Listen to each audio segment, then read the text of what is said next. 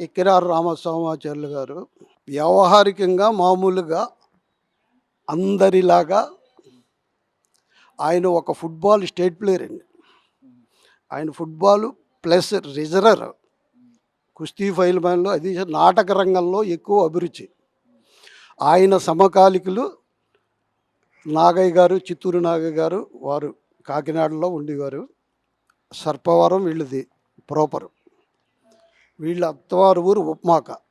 మేనమావ కూతుర్నే పెళ్లి చేసుకున్నారు.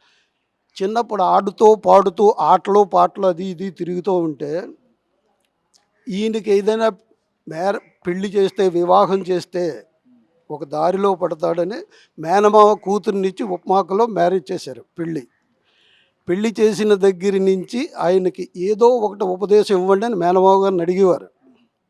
అస్తమాను ఆడుతూ పాడుతూ తిరిగేవారు. ఈయన ఏం మంత్ర ఉపాసన చేస్తారని మేనమావ గారు మంచి మంత్రవేత్త, మనవాళ్ళ స్వామి గారు,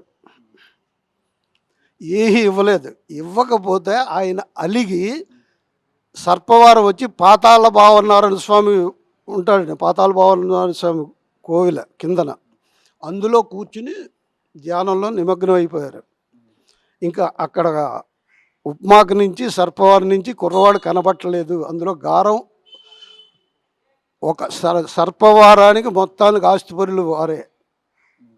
ఎక్కడికి వెళ్ళిపోయాడని మొత్తం అల్లాడిపోయి అటు ఇటు తిరుగుతూ ఉంటే మేనమావ గారు దివ్య దృష్టితో చూసి, మీ రాముడు ఎక్కడికి వెళ్ళపోలేదు, పాతాళ భావనారాయణ స్వామికి ధ్యానం చేస్తున్నాడు అంటే ఊరంతా వెళ్ళి చూసుకుంటే అక్కడ ఉన్నారు.